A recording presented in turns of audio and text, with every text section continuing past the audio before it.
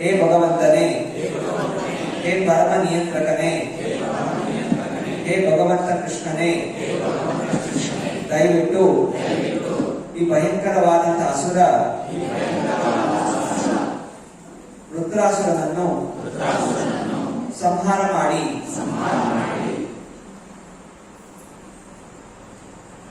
ರುದ್ರಾಸುರನು ನಮ್ಮ ಎಲ್ಲ ಅಸ್ತ್ರಗಳನ್ನು ನುಂಗಿ ಹಾಕಿದ್ದಾನೆ.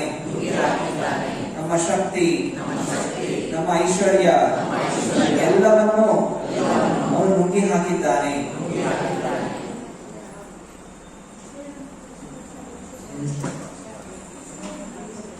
ಓಂ ಜ್ಞಾನತಿಮ್ರಾಂಧಸ್ಯ ಜ್ಞಾನಾಂಜನಶಲಾಕಯ ಚಕ್ಷುರುನ್ಮಿಲಿತಂ ಯೇನ ತಸ್ಮೈ ಶ್ರೀಗುರವೇ ನಮಃ. ಶ್ರೀಚೈತನ್ಯಮನೋಭೀಷ್ಟಂ ಸ್ಥಾಪಿತಂ ಯೇನ ಭೂತಲೆ ಸ್ವಯಂ ರೂಪಕದಾ ಮಹ್ಯಂ ದದಾತಿ ಸ ಪದಾಂತಿಕಂ. ವಂದೇಹಂ ಶ್ರೀಗುರೋ ಶ್ರೀಯುತಪದಕಮಲಂ ಶ್ರೀಗುರುನ್ ವೈಷ್ಣವಾಂಶ್ಚ ಶ್ರೀರೂಪಂ ಸಾಗ್ರಜಾತಂ ಸಹಗಣ ರಘುನಾಥಾನ್ವಿತಂ तं ಸಜೀವಂ ಸಾದ್ವೈತಂ ಸಾವಧೂತಂ ಪರಿಜನಸಹಿತಂ ಕೃಷ್ಣಚೈತನ್ಯದೇವಂ ಶ್ರೀರಾಧಾ ಕೃಷ್ಣಪಾದಾನ್ ಸಹಗಣ ಲಲಿತಾ ಶ್ರೀವಿಶಾಖಾನ್ವಿತಾಂಶ್ಚ. ಹೇ ಕೃಷ್ಣ ಕರುಣಾ ಸಿಂಧೋ ದೀನಬಂಧೋ ಜಗತ್ಪತೆ ಗೋಪೇಶ ಗೋಪಿಕಾ ಕಾಂತ ರಾಧಾ ಕಾಂತ ನಮೋಸ್ತುತೆ. ತಪ್ತಕಾಂಚನ ಗೌರಾಂಗೀ ರಾಧೆ ವೃಂದಾವನೇಶ್ವರಿ ವೃಷಭಾನುಸುತೆ ದೇವಿ ಪ್ರಣಮಾಮಿ ಹರಿಪ್ರಿಯೆ. ವಾಂಛಾಕಲ್ಪತರುಭ್ಯಶ್ಚ ಕೃಪಾ ಸಿಂಧುಭ್ಯೇವ ಚ ಪತಿತಾನಾಂ ಪಾವನೇಭ್ಯೋ ವೈಷ್ಣವೇಭ್ಯೋ ನಮೋ ನಮಃ. ಜಯ ಶ್ರೀ ಕೃಷ್ಣ ಚೈತನ್ಯ ಪ್ರಭೋ ನಿತ್ಯಾನಂದ ಶ್ರೀ ಅದ್ವೈತ ಗದಾಧರ ಶ್ರೀವಾಸದಿ ಗೌರಭಕ್ತವೃಂದ. ಹರೇ ಕೃಷ್ಣ ಕೃಷ್ಣ ಕೃಷ್ಣ ಹರೇ ಹರೇ ಹರೇ ರಾಮ ರಾಮ ರಾಮ ರಾಮ ಹರೇ ಹರೇ.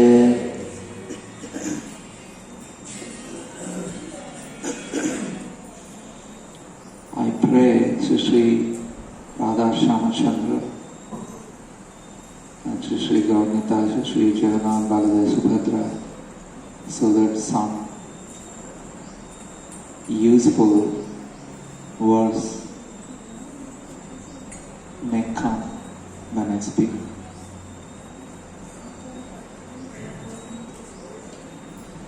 ಶ್ರೀ ರಾಧಾ ಶ್ಯಾಮಚಂದ್ರ, ಶ್ರೀ ಗೌರ್ನಿತಾಯ್, ಶ್ರೀ ಜಗನ್ನಾಥ್ ಬಲದೇವ್ ಸುಭದ್ರವನ್ನು ಪ್ರಾರ್ಥನೆ ಮಾಡಿಕೊಳ್ಳುತ್ತಿದ್ದೇನೆ. ನಾನು ಇವತ್ತಿನ ದಿವಸ ಹೇಳುವಂತಹ ಪ್ರವಚನದಲ್ಲಿ ಎಲ್ಲರಿಗೂ ಉಪಯೋಗ ಆಗುವಂತಹ ಶಬ್ದಗಳು ನನ್ನಿಂದ ಉಚ್ಚಾರಣೆಯಾಗಲಿ ಎಂದು.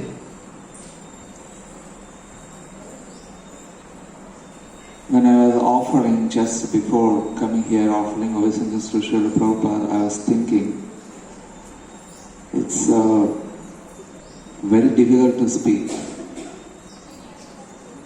ಶ್ರೀಲ ಪ್ರಭುಪಾದರಿಗೆ ನಮಸ್ಕಾರ ಮಾಡ್ತಾ ಇರಬೇಕಾದ್ರೆ ನಾನು ಯೋಚನೆ ಮಾಡ್ತಾ ಇದ್ದೆ, ಪ್ರವಚನವನ್ನು ಕೊಡೋದು ತುಂಬಾ ಕಷ್ಟ. Because one has to be very, very honest in speaking what they are speaking. If they don't follow what they are speaking, they cannot speak. ಯಾಕೆಂದರೆ ಪ್ರವಚನ ಕೊಡಬೇಕಾದರೆ ಒಬ್ಬನಲ್ಲಿ ಶ್ರದ್ಧೆ ಇರಬೇಕು, ನಿಷ್ಠೆ ಇರಬೇಕು. ಶ್ರದ್ಧೆ ನಿಷ್ಠೆ ಇಲ್ಲದಿದ್ದರೆ ಪ್ರವಚನವನ್ನು ಸರಿಯಾದ ರೀತಿಯಲ್ಲಿ ಕೊಡಲು ಸಾಧ್ಯ ಆಗೋದಿಲ್ಲ. If they speak what they don't follow, then it creates a duplicitous behavior. So I am very much afraid of that kind of behavior. ಆಚಾರವನ್ನು ಮಾಡದೆ ಪ್ರಚಾರ ಮಾಡಲಿಕ್ಕೆ ಪ್ರಯತ್ನ ಮಾಡಿದ್ರೆ ಅದು ಮೋಸ ಆಗತ್ತೆ. ಆದ್ದರಿಂದ ಅಂತಹ ಮೋಸದ ಕೃತ್ಯವನ್ನು ಮಾಡಲಿಕ್ಕೆ ನನಗೆ ಇಚ್ಛೆ ಇಲ್ಲ. So I pray the Lordships to remove those aspects, if at all anything is there in my speech. ಆದ್ದರಿಂದ ನಾನು ಭಗವಂತನಲ್ಲಿ ಪ್ರಾರ್ಥನೆ ಮಾಡಿಕೊಳ್ಳುತ್ತಿದ್ದೇನೆ, ನನ್ನಲ್ಲಿ ಏನಾದರೂ ಕಲ್ಮಶಗಳಿದ್ದರೆ ದಯವಿಟ್ಟು ಅದನ್ನು ದೂರ ಮಾಡಿ. This chapter describes the appearance of demon Vrutrasura. ಇವತ್ತಿನ ಅಧ್ಯಾಯ ವೃತ್ರಾಸುರ ಅನ್ನುವಂತಹ ಅಸುರನ ಜನನದ ಬಗ್ಗೆ ವಿವರಿಸುತ್ತದೆ. The Vrutrasura is called Asura because he disturbed everyone. ವೃತ್ರಾಸುರನನ್ನು ಅಸುರ ಎಂದು ಹೇಳಲಾಗಿದೆ. ಯಾಕೆಂದರೆ ಅಸುರ ಅಂದರೆ ಎಲ್ಲರಿಗೆ ತೊಂದರೆ ಕೊಡುವಂತಹವನು. And he is called Vrutra because he covered the entire space. Vritra ಅಂದರೆ ಸಮಸ್ತ ಆಕಾಶವನ್ನು ಆವರಿಸಿಕೊಂಡಂತಹವನು. So his body covered everything. ವೃತ್ರಾಸುರನ ದೇಹ ಎಲ್ಲವನ್ನು ಆವರಿಸಿಕೊಂಡಿತು. So here the demigods, the Vrutrasura was created in a fire sacrifice by a demigod known Twashta. Vritrasura ಅನ್ನುವಂತಹ ಅಸುರನನ್ನು ಒಂದು ಯಜ್ಞದ ಮೂಲಕ ಸೃಷ್ಟಿ ಮಾಡಲಾಯಿತು. ತ್ವಷ್ಟ ಅನ್ನುವಂತಹ ದೇವತೆ ಆ ವೃತ್ರಾಸುರನನ್ನು ಯಜ್ಞದ ಮೂಲಕ ಸೃಷ್ಟಿ ಮಾಡಿದನು.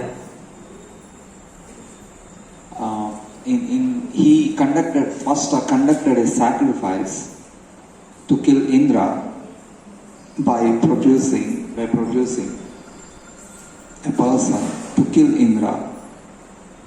ತ್ವಷ್ಟ ಅನ್ನುವಂಥವನು ಒಂದು ಮಹಾಯಜ್ಞವನ್ನು ಮಾಡಿ ಇಂದ್ರನ ಸಂಹಾರ ಮಾಡಲಿಕ್ಕೆ ಒಬ್ಬ ವ್ಯಕ್ತಿಯನ್ನು ಸೃಷ್ಟಿ ಮಾಡಿದನು. ಅವನೇ Vritrasura. So when he was chanting the mantras while offering the oblations, he chanted a little different way. ಯಜ್ಞದ ಮಂತ್ರಗಳನ್ನು ಉಚ್ಚಾರಣೆ ಮಾಡಬೇಕಾದ್ರೆ ಆ ಮಂತ್ರದಲ್ಲಿ ಸ್ವಲ್ಪ ಏರುಪೇರಾಯಿತು. He has to chant that, let me get a person who can kill Indra.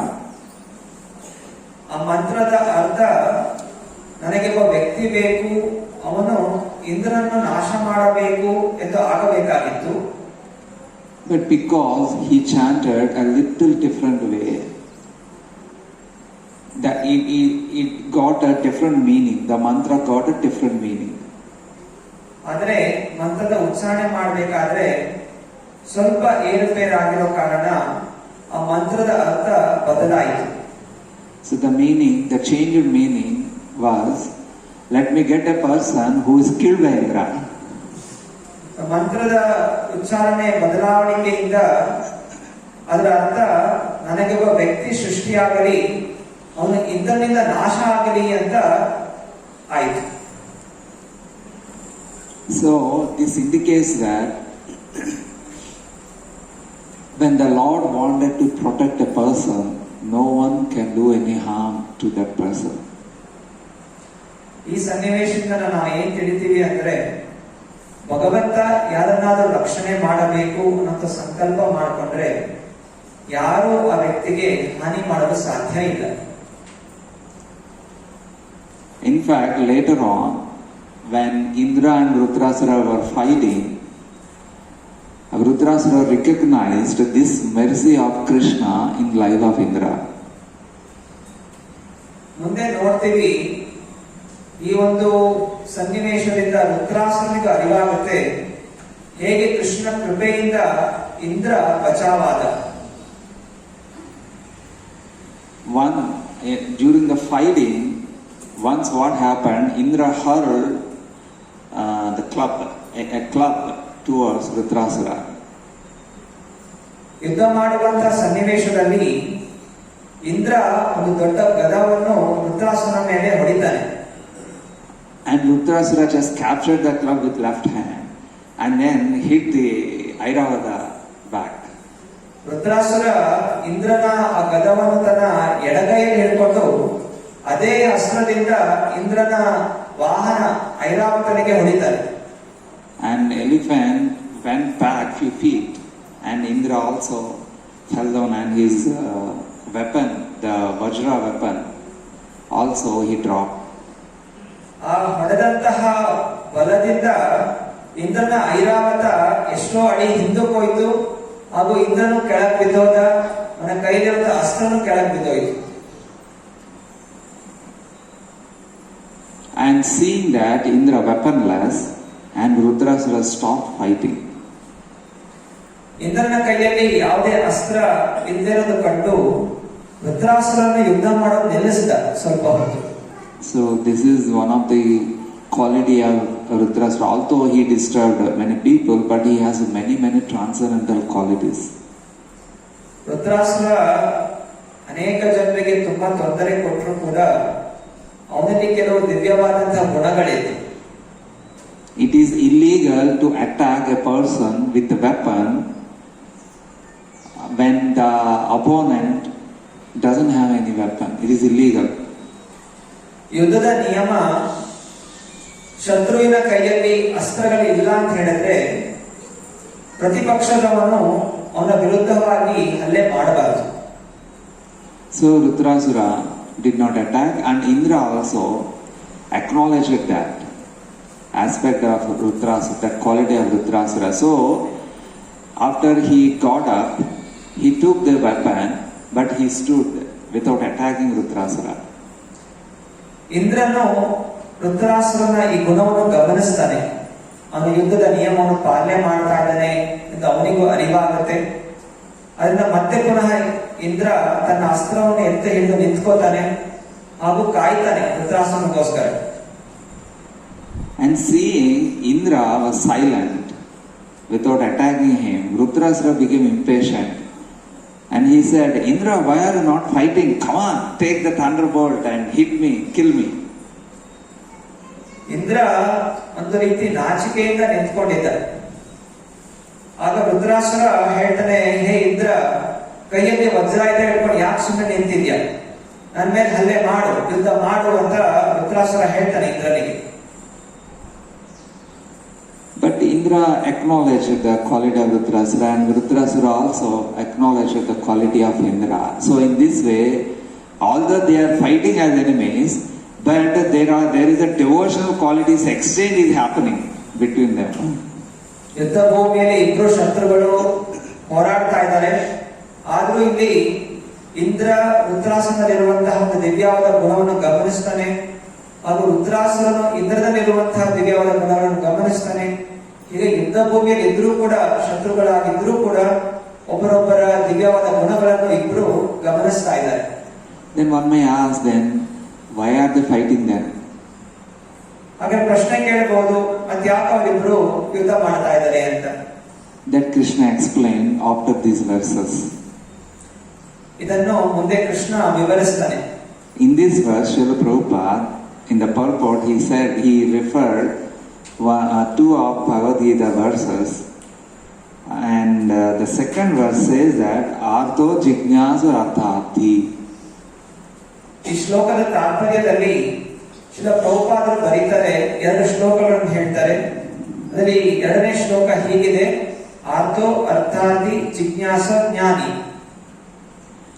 So Artharthi means expecting some material benefit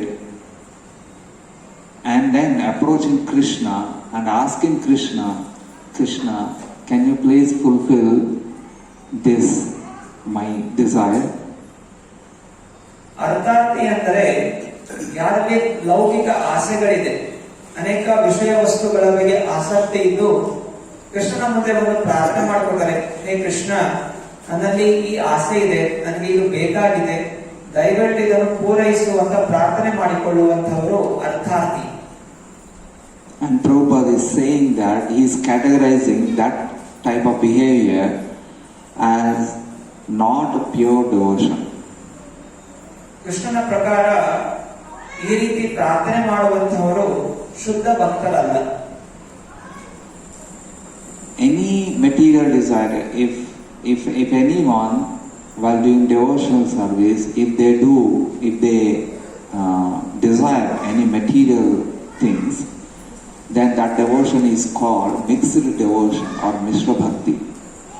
ಭಗವಂತನ ಭಕ್ತಿ ಮಾಡಬೇಕಾದರೆ, ಭಗವಂತನ ಸೇವೆಯನ್ನು ಮಾಡಬೇಕಾದರೆ ಏನಾದರೂ ಲೌಕಿಕವಾಗಿ ಅಪೇಕ್ಷಣೆ ಇಟ್ಕೊಂಡು ಭಗವಂತನ ಸೇವೆಯನ್ನು ಮಾಡಿದರೆ ಅದನ್ನು ಶುದ್ಧ ಭಕ್ತಿ ಅಂತ ಹೇಳೋದಿಲ್ಲ, ಬದಲಾಗಿ ಮಿಶ್ರಣ ಭಕ್ತಿ ಅಂತ ಹೇಳ್ತಾರೆ.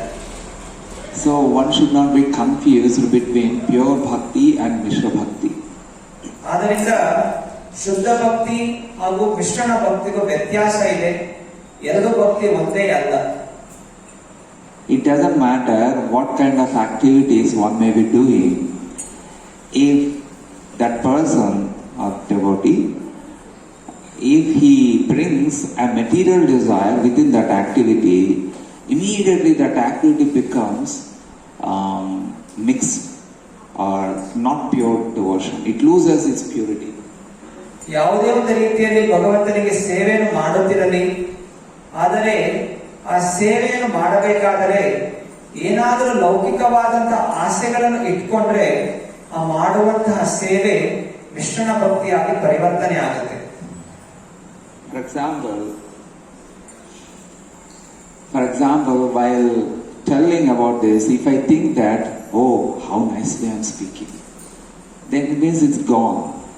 The effect of whatever the speech became impure. It becomes impure. ಉದಾಹರಣೆಗೆ ನಾನು ಇವಾಗ ಪ್ರವಚನ ಕೊಡ್ತಾ ಇದ್ದೀನಿ. ನಾನು ಪ್ರವಚನ ಕೊಡ್ತಾ ನನ್ನ ಮನಸ್ಸಲ್ಲಿ ಯೋಚನೆ ಬಂತು, ನಾನು ಎಷ್ಟು ಜನ ಪ್ರವಚನ ಕೊಡ್ತಾ ಇದ್ದೀನಲ್ಲ ಅಂತ ಮನಸ್ಸಲ್ಲಿ ಯೋಚನೆ ಬಂದ್ರೆ ನಾನು ಕೊಡುತ್ತಿರುವಂತಹ ಪ್ರವಚನ ಅದು ಶುದ್ಧವಾಗಿರೋದಿಲ್ಲ, ಅದು ಮಿಶ್ರಣ ಆಗ್ಬಿಡುತ್ತೆ, ಕಲ್ಮಶವಾಗುತ್ತೆ ಅದು. In fact, when I was given this service, I asked my Siksha Guru with what mood I should do this service. He said that don't think that you are doing this thing. You are able to do these things only by mercy. Don't forget that. ನಾನು ಇಲ್ಲಿ ಪ್ರವಚನ ಕೊಡುವಂತಹ ಸೇವೆಯನ್ನು ಸ್ವೀಕಾರ ಮಾಡಲಿಕ್ಕಿಂತ ಮುಂಚೆ ನನ್ನ ಶಿಕ್ಷಾ ಗುರುವನ್ನು ನಾನು ಕೇಳಿದೆ, ನಾನು ಯಾವ ಭಾವನೆಯಿಂದ ಪ್ರವಚನ ಕೊಡಬೇಕು ಅಂತ.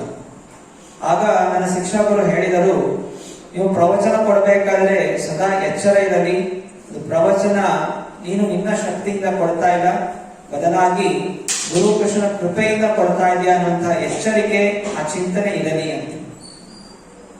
So what is that mercy? Is it something like a light is coming and entering into my body or what? What is that mercy? ಈ ಕೃಪೆ ಅಂದ್ರೆ ಏನು? ಏನೋ ಒಂದು ಜ್ಯೋತಿ ಬಂದು ನಮ್ಮ ದೇಹದೊಳಗೆ ಸೇರ್ಕೊಂಡ್ಬಿಡ್ತು ಅಂತ ಕೃಪೆ ಅಂದರೆ. Sometimes it is shown that, they say something like this and then the mercy is flowing and then they become surcharged and bright face. So is that the mercy? ಬಹುಶಃ ಟಿವಿಯಲ್ಲಿ ಎಲ್ಲ ನೋಡಿರ್ತೀರ, ಯಾರೋ ಬಂದು ಪ್ರಾರ್ಥನೆ ಮಾಡ್ಕೊಂಡಾಗ ಆಶೀರ್ವಾದ ಕೊಡ್ತಾರೆ, ಆಶೀರ್ವಾದ ಕೊಟ್ಟ ತಕ್ಷಣ ಕೈಯಿಂದ ಲೈಟ್ ಬರುತ್ತೆ, ಆ ಲೈಟ್ ಬಂದು ವ್ಯಕ್ತಿಯೊಳಗೆ ಸೇರ್ಕೊಂಡ್ಬಿಟ್ಟು ಅವನ ದೇಹದಲ್ಲಿ ತೇಜಸ್ಸನ್ನು ತುಂಬಿಕೊಳ್ಳುತ್ತೆ, ಇದಕ್ಕೆ ಕೃಪೆ ಅಂತಾರ. So how to recognize the mercy in our life? ಕೃಪೆ ಅಂದ್ರೆ ಏನು? ನಮ್ಮ ಜೀವನದಲ್ಲಿ ಕೃಪೆ ಇದೆ ಅನ್ನೋದನ್ನು ಹೇಗೆ ನಾವು ಕಂಡು ಹಿಡಿಯೋದು? And that is explained by Krishna in the following verses. ಈ ಕೃಪೆ ಬಗ್ಗೆ ಕೃಷ್ಣ ಮುಂದಿನ ಒಂದು ಶ್ಲೋಕಗಳಲ್ಲಿ ಹೀಗೆ ಹೇಳ್ತಾನೆ. He says that my devotees will never desire a material desires. Krishna ಹೇಳ್ತಾನೆ, ನನ್ನ ಭಕ್ತರು ಯಾವತ್ತೂ ಲೌಕಿಕವಾದ ವಿಷಯಗಳ ಬಗ್ಗೆ ಆಸಕ್ತಿ ಇಟ್ಕೊಳ್ಳೋದಿಲ್ಲ. Here in this verse, the demigods were praying that please kill this demon, O Krishna. ಈ ಶ್ಲೋಕದಲ್ಲಿ ಎಲ್ಲಾ ದೇವಾದೇವತೆಗಳು ಕೃಷ್ಣ ಪ್ರಾರ್ಥನೆ ಮಾಡ್ಕೋತಾ ಇದ್ದಾರೆ, ಹೇ ಕೃಷ್ಣ ಈ ಅಸುರನ್ನು ಸಂಹಾರ ಮಾಡು ಅಂತ. They have forgotten it. Okay, maybe I'll put it this way. they are very much afraid of Vritrasura, so their intelligence is covered. ದೇವಾನ್ ದೇವತೆಗಳಿಗೆ ವೃತ್ರಾಸುರನಿಂದ ಭಯಭೀತರಾಗಿದ್ರು, ಆದ್ರಿಂದ ಅವರ ಬುದ್ಧಿಶಕ್ತಿ ಮಾಸ್ ಹೋಗಿತ್ತು. Actually, they can pray that, oh Lord, can you make him a pure devotee so that he will stop fighting? ದೇವತೆಗಳು ಈ ರೀತಿ ಪ್ರಾರ್ಥನೆ ಮಾಡಬಹುದಾಗಿತ್ತು, ಹೇ ಭಗವಂತ, ಈ ವೃತ್ರಾಸುರನನ್ನು ಒಳ್ಳೆ ಭಕ್ತನಾಗಿ ಪರಿವರ್ತನೆಗೊಳಿಸು, ಹೀಗೇನೆ ಯುದ್ಧ ನಿಲ್ಲಬಹುದಾಗಿತ್ತು. Because in a general sense, devotees will never fight each other. ಯಾಕಂದ್ರೆ ಸಾಮಾನ್ಯವಾಗಿ ಭಕ್ತಾದಿಗಳು ಒಬ್ಬರೊಬ್ಬರ ಜೊತೆ ಜಗಳ ಆಡೋದಿಲ್ಲ. So this covering of demigods happened because they are desiring. I am not saying that Srila Prabhupada explained in purpose that they are demigods, they are very powerful, but I am just referring what Srila Prabhupada said. These demigods, they are thinking they want to enjoy the kingdom, the heavenly kingdom.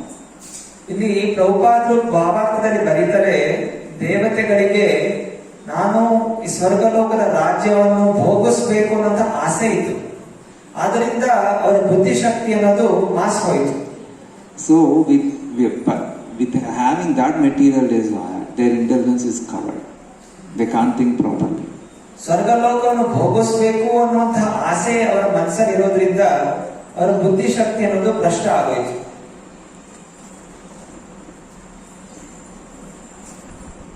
I will little fast forward to what Lord said, because it's a very, very heart touching. Krishna ಅವರ ಪ್ರಾರ್ಥನೆಗೆ ಯಾವ ರೀತಿ ಉತ್ತರ ಕೊಡ್ತಾನೆ ಅನ್ನೋದನ್ನು ಕೇಳೋಣ. ತುಂಬಾ ಹೃದಯವನ್ನು ಸ್ಪರ್ಶ ಮಾಡುವಂತಹ ಮಾತುಗಳನ್ನು ಭಗವಂತ ಹೇಳ್ತಾನೆ ಇಲ್ಲಿ.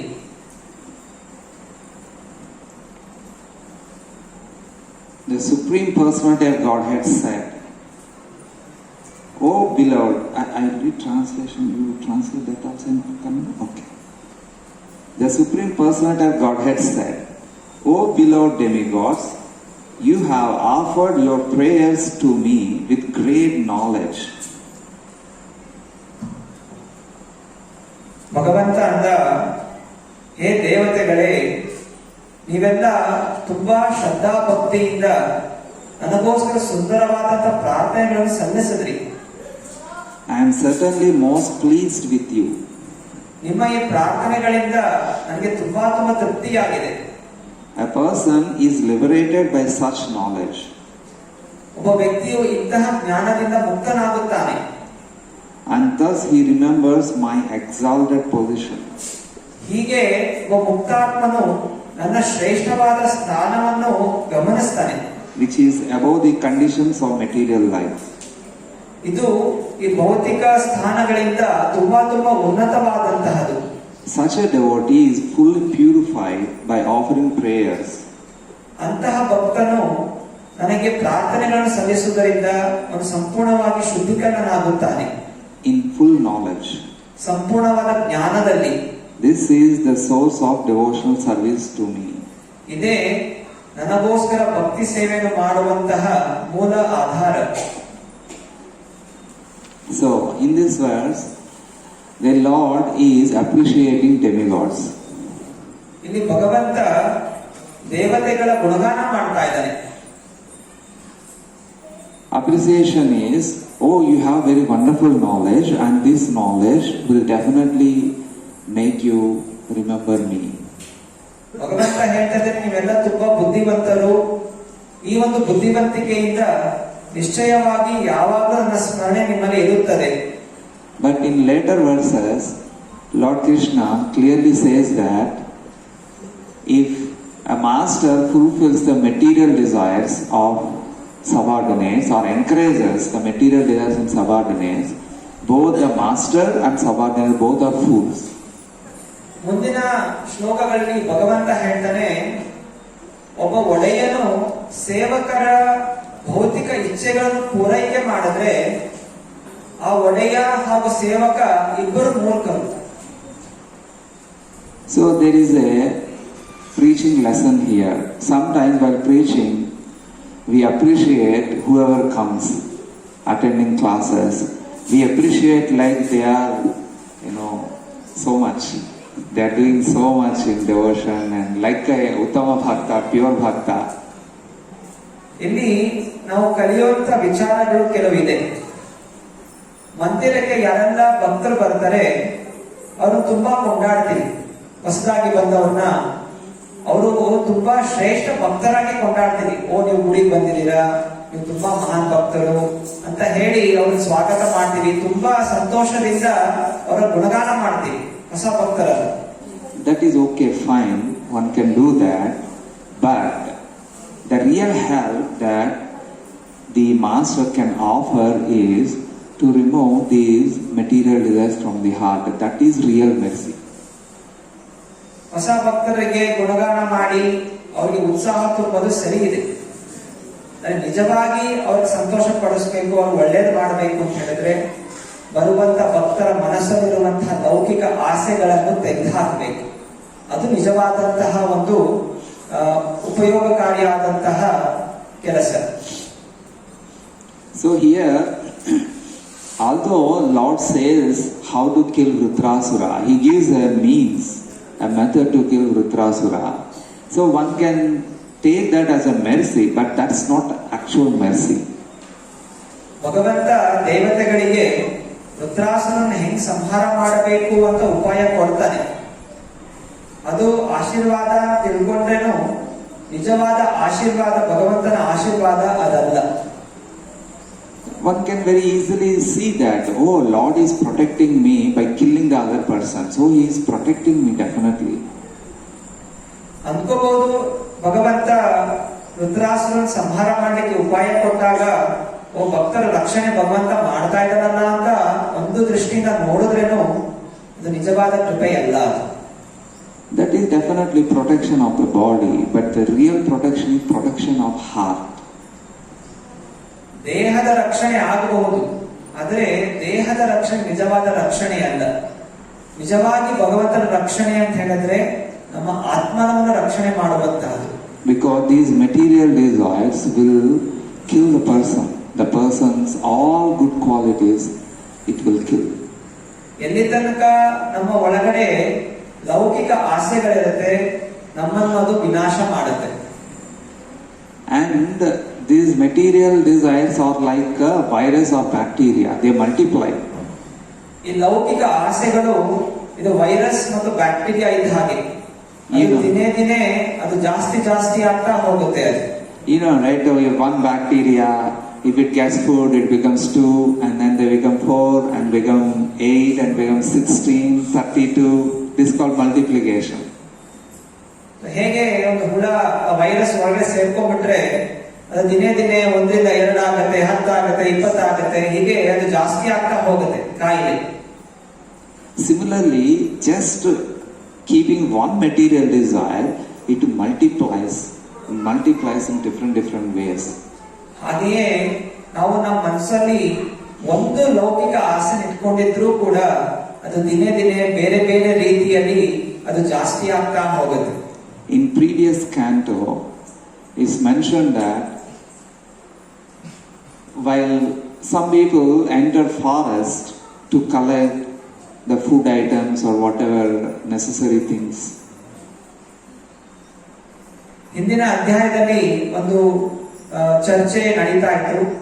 ಜನರು ಕಾಡಿಗೆ ಹೋಗಿ ಬೇರೆ ಬೇರೆ ರೀತಿ ವಸ್ತುಗಳನ್ನು ಸಂಗ್ರಹಣ ಮಾಡ್ತಾ ಇದ್ರು. So sometimes what happens when they enter into forest and in search of the items, they lose their track. ಅಲ್ಲಿ ವಿವರಣೆ ಇದೆ, ತಮ್ಮ ದಿನನಿತ್ಯದ ಕೆಲಸಕ್ಕೋಸ್ಕರ ಕಾಡಿಗೆ ಹೋಗಿ ಬೇರೆ ಬೇರೆ ವಸ್ತುಗಳನ್ನು ಸಂಗ್ರಹಣ ಮಾಡಲಿಕ್ಕೆ ಹೋಗ್ತಾ ಇದ್ದ ಹಾಗೆ ಅವರು ದಾರಿ ತಪ್ಪಿಸ್ಕೋತಾರೆ, ವನದಲ್ಲಿ ಕಳೆದು ಹೋಗ್ತಾರೆ, ದಾರಿ ಮರೆತು ಹೋಗ್ತಾರೆ. And that's it. They can't come out unless a person who knows the path helps him. So ದಾರಿ ಕಳ್ಕೊಂಡ್ಬಿಟ್ರೆ ಮತ್ತೆ ಅವನ ಜೀವನ ಮುಗೀತು, ಅವನದಿಂದ ಹೊರ ಬರ್ಲಿಕ್ಕೆ ಸಾಧ್ಯನೇ ಇಲ್ಲ. ಕೇವಲ ಯಾರಿಗೆ ವನದ ಎಲ್ಲಾ ದಾರಿಗಳು ಗೊತ್ತಿದೆ ಅಂತವನು ಬಂದು ಸಹಾಯ ಮಾಡಿದ್ರೆ ಮಾತ್ರ ಈ ವ್ಯಕ್ತಿ ವನದಿಂದ ಹೊರ ಬರ್ಲಿಕ್ಕೆ ಸಾಧ್ಯ ಆಗುತ್ತೆ. Similarly, we are we lost our path in material desires. ಹಾಗೆಯೇ ನಾವು ಕೂಡ ಒಂದು ಭೌತಿಕ ವಸ್ತುಗಳನ್ನು ಪಡೀಲಿಕ್ಕೆ ಅಂತ ಪ್ರಯತ್ನ ಮಾಡ್ತಾ ಇದ್ದ ಹಾಗೆ ನಮ್ಮ ನಿಜವಾದ ಲಕ್ಷ್ಯ, ನಮ್ಮ ಜೀವನದ ಲಕ್ಷ್ಯ ಅನ್ನೋದು ನಾವು ಕಳ್ಕೊಂಡ್ಬಿಡ್ತೀವಿ. Sometimes we will lose so much that the devotional activities are done by keeping the material desire forefront. ಎಷ್ಟು ಮಟ್ಟಿಗೆ ನಾವು ಕಳೆದೋಗ್ತೀವಿ ಅಂತ ಹೇಳಿದ್ರೆ, ನಾವು ಭಕ್ತಿ ಸೇವೆ ಮಾಡ್ತಾ ಇದ್ರು ಕೂಡ ನಮ್ಮ ಮೂಲ ಉದ್ದೇಶ ಏನಿರುತ್ತೆ, ನನ್ನ ಯಾವುದೋ ಒಂದು ಲೌಕಿಕವಾದಂತಹ ಆಸೆ ಪೂರೈಕೆ ಆಗಬೇಕು ಅಂತ ಮುಂದಿಟ್ಕೊಂಡು ನಾವು ಭಕ್ತಿ ಮಾಡ್ತಾ ಇರ್ತೀವಿ. And then we will convince ourselves that, oh, I'm doing night devotion, I'm happy, and this and that, I'm powerful, I can cultivate many people, something like that. We convince ourselves. ಮತ್ತೆ ನಾವೇ ಭ್ರಮಿತರಾಗಿ ನಾವೇ ನಮ್ಮ ಒಳಗಡೆ ನಮ್ಮನ್ಸಲ್ಲಿ ನಾವೇ ಅನ್ಕೊಂಡ್ಬರ್ತೀವಿ, ನಾವೇ ಇವಾಗ ಶ್ರೇಷ್ಠ ಭಕ್ತರು, ನಾನು ಶ್ರೇಷ್ಠ ಭಕ್ತಿ ಮಾಡ್ತಾ ಇದ್ದೀನಿ, ನಾನು ಬೇರೆಯವ್ರು ಪ್ರಚಾರ ಮಾಡ್ತೀನಿ, ಪ್ರಚಾರ ಮಾಡಿ ಅವರು ಭಕ್ತರನ್ನು ಮಾಡ್ತೀನಿ ಅಂತ ಹೇಳಿ ನಾನು ಭ್ರಮೆಗೊಳಗಾಗ್ತೀನಿ. But unless our superiors, whoever guiding us, they wake us up, we can't recognize that.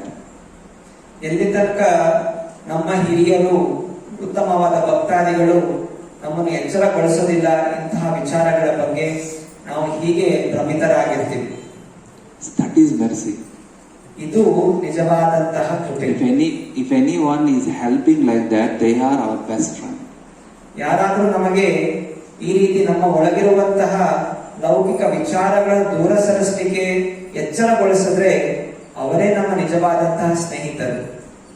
And if we identify like that, the whoever helping us, it means that Krishna is showing mercy on us. ಯಾರಾದ್ರೂ ನಮ್ಮಲ್ಲಿ ಇಂತಹ ಲೌಕಿಕ ವಿಚಾರಗಳಿದೆ, ಇದನ್ನು ತೆಗೆದುಹಾಕಬೇಕು ಅಂತ ನಮಗೆ ಸಲಹೆ ಕೊಟ್ರೆ ಇದು ಕೃಷ್ಣನ ನಿಜವಾದಂತಹ ಕೃಪೆ. And this material desire is more dangerous than terrorism.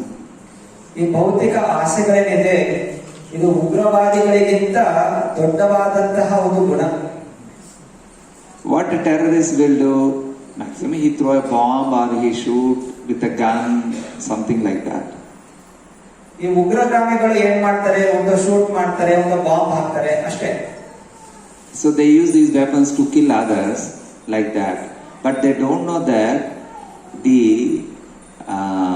if they infuse one material desire, that's it. That person will struggle life after life, life after life, life after life with that material desire. They don't know this kind of terrorism. ಉಗ್ರಗಾಮಿಗಳು ಕೇವಲ ಗನ್ನಲ್ಲಿ ಅಥವಾ bomb ಹಾಕಿ ದೇಹವನ್ನು ಮಾತ್ರ ನಾಶ ಮಾಡ್ತಾರೆ, ಒಂದು ದೇಹ ನಾಶ ಆಗುತ್ತೆ. ಆದ್ರೆ ಒಬ್ಬನ ಮನಸ್ಸಲ್ಲಿ ಭೌತಿಕವಾದ ವಿಷಯವನ್ನು ತುಂಬಿಸ್ಬಿಟ್ರೆ ಅವನು ಅನೇಕ ಜನ್ಮಾಂತರಗಳು ಇಲ್ಲೇ ಜನನ ಮರಣದಲ್ಲಿ ಸಿಕ್ಕಾಕೊಂಡ್ಬಿಡ್ತಾನೆ. ಇದು ಟೆರರಿಸ್ಟ್ಗಳಿಗೆ ಗೊತ್ತಿಲ್ಲ. So how to get rid of them? That's a question. ಆದ್ರಿಂದ ಈ ಭೌತಿಕ ಆಸೆಗಳನ್ನು ಹೇಗೆ ನಮ್ಮ ಮನಸ್ಸಿಂದ ಹೊರ ಹಾಕಬೇಕು, ಇದು ಪ್ರಶ್ನೆ. The initial step to get rid of these things is, first, after recognizing the mercy, one have to begin to be grateful. ಮೊದಲು ನಮ್ಮ ಮೇಲೆ ಯಾರು ಕೃಪೆ ತೋರಿಸ್ತಾ ಇದ್ದಾರೆ, ಆ ಕೃಪೆ ಏನು ಅನ್ನುವಂತಹ ಅರಿವಿಗೆ ನಮಗೆ ಆಗಬೇಕು. ಅದರ ನಂತರ ಅದನ್ನ ಹೇಗೆ ಪಾಲನೆ ಮಾಡಬೇಕು, ಹಾಗೂ ಯಾರು ನಮ್ಗೆ ಕೃಪೆ ಕೊಟ್ಟಿದ್ದಾರೆ ಅವ್ರಿಗೆ ಕೃತಜ್ಞತೆ ಹೆಂಗ್ ಸಲ್ಲಿಸಬೇಕು, ಇದನ್ನ ನಾವು ಬೆಳೆಸ್ಕೋಬೇಕು. And in parallel, if one recognizes the material desires, one should not try to fulfill them actively.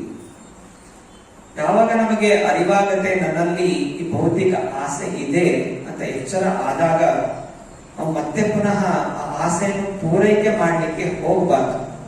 We can say, oh material desire, you are there in my heart, okay, let it be there, but I'll keep it aside, and you take care of yourself. I don't mind, I don't want to look at you even. ನಾವು ಹೀಗೆ ಪ್ರಾರ್ಥನೆ ಮಾಡ್ಕೋಬೇಕು, ಹೇ ಭೌತಿಕ ಆಸೆ ನನ್ನ ಹೃದಯದಲ್ಲಿ ಬಂದು ಕೂತ್ಕೊಂಡಿದ್ಯಾ, ಆದ್ರೆ ನನಗೆ ನಿನ್ನ ಆಸೆನ ಪೂರೈಸಬೇಕು, ನನಗೆ ಇಚ್ಛೆ ಇಲ್ಲ, ನಿನ್ ಬೇಕಾದ್ರೆ ಅಲ್ಲೇ ಇರು, ಆದ್ರೆ ನಾನು ನಿನ್ನನ್ನು ಪೂರೈಕೆ ಮಾಡೋದಿಲ್ಲ.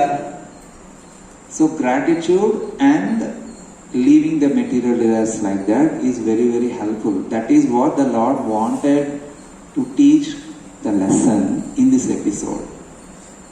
ಒಂದು ಕೃಪೆಯನ್ನು ಅರಿವಿಕೆ ಮಾಡಿಕೊಳ್ಳುವಂತಹದ್ದು, ಎರಡನೇದು ಕೃಪೆ ತೋರಿಸಿದವರಿಗೆ ಕೃತಜ್ಞತೆಯನ್ನು ಸಲ್ಲಿಸುವಂತಹದ್ದು. ಈ ಎರಡು ವಿಷಯಗಳನ್ನು ಈ ಅಧ್ಯಾಯದಲ್ಲಿ ಭಗವಂತ ನಮಗೆ ಪಾಠ ಕಲಿಸ್ತಾ ಇದ್ದಾನೆ. When demigods prayed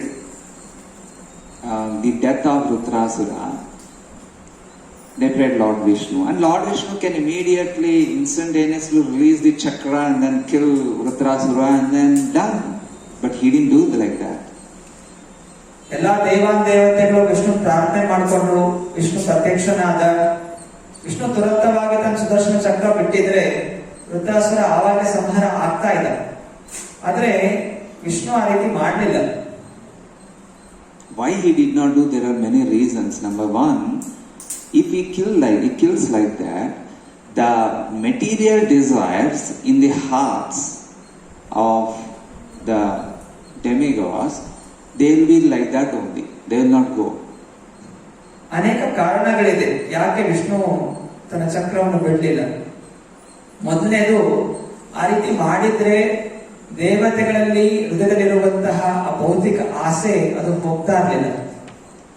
So he said actually to Indra that Rudrasura actually devotee. He told Indra. ಹಾಗೂ ಎರಡನೇದಾಗಿ ವಿಷ್ಣು ಇಂದ್ರನಿಗೆ ಹೇಳ್ತಾನೆ, ರುದ್ರಾಸುರ ಅವನು ನಿಜವಾಗಿ ಅಸುರ ಅಲ್ಲ, ಅವನೊಬ್ಬ ಮಹಾನ್ ಭಕ್ತ ಅವನು.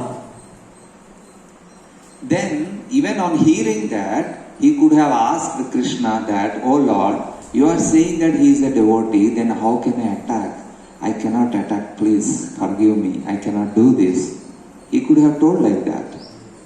ಯಾವಾಗ ಭಗವಂತ ಹೇಳ್ದ ಇಂದ್ರನಿಗೆ ರುದ್ರಾಸುರ ಭಕ್ತ ಅಂತ, ಆಗ ಇಂದ್ರ ಕೇಳ್ಬೋದಾಗಿತ್ತು, ಭಗವಂತ ನಾನು ಹೇಗೆ ಇನ್ನೊಬ್ಬ ಭಕ್ತನ ಮೇಲೆ ಹಲ್ಲೆ ಮಾಡೋದು, ನನಗೆ ಭಕ್ತನ ಮೇಲೆ ಯುದ್ಧ ಮಾಡೋದು ಬೇಡ ಅಂತ Indra ಕೇಳ್ಬೋದಾಗಿತ್ತು. The Lord wanted to know their hearts to themselves, to them. The Lord wanted the demigods to know their hearts themselves.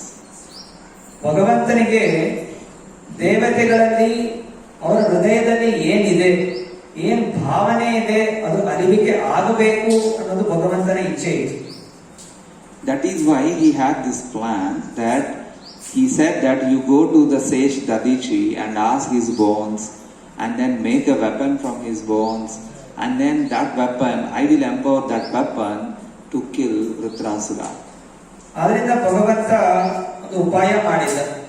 ಇಂದ್ರನಿಗೆ ಹೇಳಿದ್ದು, ಇನ್ನು ದದೀಚಿ ಮಹರ್ಷಿಗಳ ಹತ್ರ ಹೋಗಿ ಆ ಮಹರ್ಷಿಗಳ ಮೂಳೆಯನ್ನು ಸ್ವೀಕಾರ ಮಾಡಿ ಅದರಿಂದ ವಜ್ರಾಯುಧವನ್ನು ಮಾಡಿ, ಆ ವಜ್ರಾಯುಧಕ್ಕೆ ನಾನು ಶಕ್ತಿ ತುಂಬುತ್ತೀನಿ, ಅದರಿಂದ ನೀನು ರುದ್ರಾಸುರನ ಸಂಹಾರ ಮಾಡಬಹುದು ಅನ್ನೋ ಉಪಾಯವನ್ನು ಕೊಟ್ಟ. One may say it is unfair. How can Lord say or give pain to body of a sage? On top of that, that sage is very devoted to him. ನಮ್ಗೆ ಇದು ಕೇಳಿಸ್ಕೊಂಡಾಗ ಇದು ದೊಡ್ಡ ಮೋಸ ಅಂತ ಅನ್ನಿಸ್ಬೋದು. ಅದು ಹೇಗೆ ಭಗವಂತ ಇಂದ್ರನಿಗೆ ಈ ರೀತಿ ಉಪಾಯ ಕೊಡ್ತಾನೆ, ಇನ್ನೊಬ್ಬ ಋಷಿ ಹತ್ರ ಹೋಗಿ ಋಷಿಯನ್ನು ಸಾಯಿಸಿ ಆ ಋಷಿಗಳಿಂದ ಮೂಳೆಯನ್ನು ತಗೊಂಡು ಅದರಿಂದ ವಜ್ರಾಯುಧ ಮಾಡಿಕೊಂಡು ರುದ್ರಾಸುರನ ಕೊಲ್ಲೋದು, ಇದು ಭಗವಂತ ಹೇಗೆ ಈ ರೀತಿ ಉಪಾಯ ಕೊಡ್ಲಿಕ್ಕೆ ಸಾಧ್ಯ? ಒಬ್ಬ ಋಷಿಗಳನ್ನು ಸಂಹಾರ ಮಾಡಿ ಅವರಿಂದ ಅಸ್ತ್ರವನ್ನು ಪಡ್ಕೋಬೇಕು ಅಂತ ಉಪಾಯ ಭಗವಂತ ಹೇಗೆ ಕೊಡ್ಲಿಕ್ಕೆ ಸಾಧ್ಯ? But the Lord wanted to teach them to be grateful. I'll explain why Indra have to be grateful. ಭಗವಂತನಿಗೆ ಇಂದ್ರನಲ್ಲಿ ಕೃತಜ್ಞತೆ ಭಾವನೆ ಬರಬೇಕು ಅನ್ನೋದನ್ನು ತೋರಿಸ್ಕೊಡ್ಬೇಕಾಗಿತ್ತು. ಸೊ ಇದನ್ನ ಈಗ ಮುಂದೆ ಹೇಳ್ತೀನಿ, ಯಾವ ರೀತಿ ಕೃತಜ್ಞತೆ ಭಾವನೆ ಬೆಳೆಸ್ಕೊಡ್ತು ಅಂತ. The Narayana Kavacha given by Vishwarupa to Indra, Vishwarupa got that from first star, And actually, he got that from Dadichi. ಈ ನಾರಾಯಣ ಕವಚ ಅನ್ನುವಂತಹ ಮಂತ್ರ ದದೀಚಿ ಮಹರ್ಷಿಗಳಿಂದ ತ್ವಷ್ಟನಿಗೆ ಬಂತು. ತ್ವಷ್ಟ ಅದನ್ನು ತನ್ನ ಮಗ ವಿಶ್ವರೂಪನಿಗೆ ಉಪದೇಶ ಮಾಡಿದ. ಅನಂತರ ವಿಶ್ವರೂಪ ಅದನ್ನು ಇಂದ್ರನಿಗೆ ಉಪದೇಶ ಮಾಡಿದ. So then, how can then they can ask the body of a person who helped him? ಹಾಗಿದ್ದಾಗ ಹೇಗೆ ತಾನೇ ಯಾರು ಕವಚ ಸ್ತೋತ್ರವನ್ನು ಹೇಳಿಕೊಟ್ರು ಅವರ ದೇಹವನ್ನೇ ಕೊಡಿ ಅಂತ ಹೇಗೆ ಕೇಳಲಿಕ್ಕೆ ಸಾಧ್ಯ? But Lord Vishnu said like that just to make the demigods understand that, see, you have to develop gratitude. ಇದು ಭಗವಂತ ಇಂದ್ರ ಮತ್ತೆ ಎಲ್ಲ ದೇವಾದೇವತೆಗಳಿಗೆ ಪಾಠ ಹೇಳಬೇಕಾಗಿತ್ತು. ನೀವು ನಿಮಗೆ ಯಾರು ಸಹಾಯ ಮಾಡ್ತಾರೆ ಅವರಿಗೆ ಕೃತಜ್ಞತೆಯನ್ನು ಭಾವನೆಯನ್ನು ಬೆಳೆಸ್ಕೋಬೇಕು. ಕೃತಜ್ಞತೆ ಭಾವನೆ ತುಂಬಾ ಮುಖ್ಯವಾದದ್ದು. ಈ ಗುಣ ಬೆಳೆಸ್ಕೋಬೇಕು ಅನ್ನೋದನ್ನು ದೇವತೆಗಳಿಗೆ ತೋರಿಸ್ಬೇಕಾಗಿತ್ತು. Similarly, when the Lord was saying